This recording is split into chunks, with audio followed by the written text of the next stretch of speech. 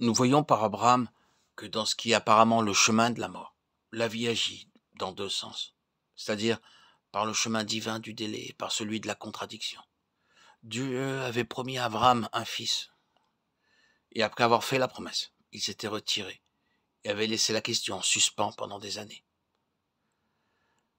L'accomplissement différé de la promesse doit servir à enraciner plus profondément la foi en Dieu et à préparer la voie pour quelque chose de Dieu, infiniment plus grand, dans la vie d'Abraham. Plus long sera le délai, plus la réalisation de l'espoir devra être de Dieu et plus elle deviendra impossible à l'homme. C'est la pensée. Dieu agit de cette manière, que nous voulions ou nous ne le voulions pas, que nous aimions ou n'aimions pas cette pensée. Elle est vraie.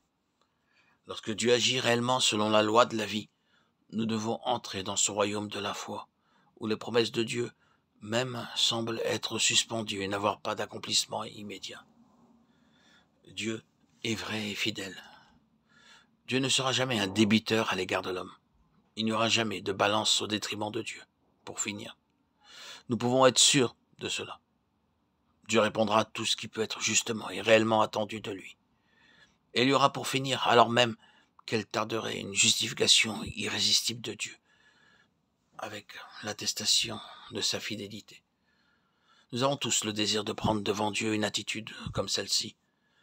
Seigneur, lorsque je me tiendrai devant toi au dernier jour, tu seras justifié de tout ce qui aurait jamais pu me faire croire que tu avais trompé mon attente. Il est essentiel pour Dieu que nous prenions cette position.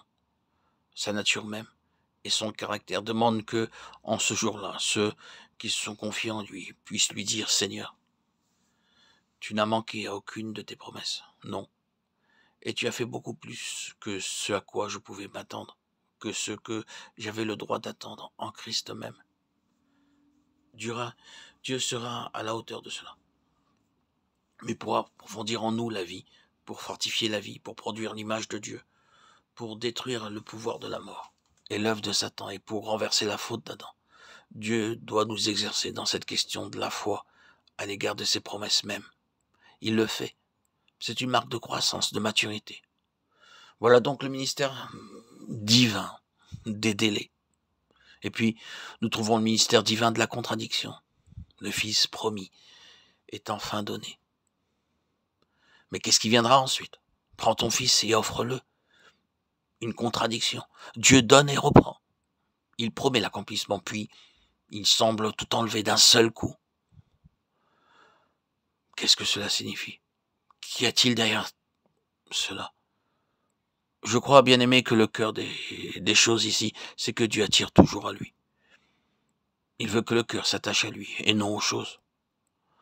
Lorsque l'accomplissement des promesses tarde, c'est que Dieu cherche à amener notre cœur à la place où lui-même est l'objet de notre désir, plutôt que ce qu'il peut faire pour nous. C'est ce qu'il cherche. Lorsque nous expérimentons ce ministère de contradiction, le but de Dieu est de nous détourner des choses pour nous attirer à lui-même.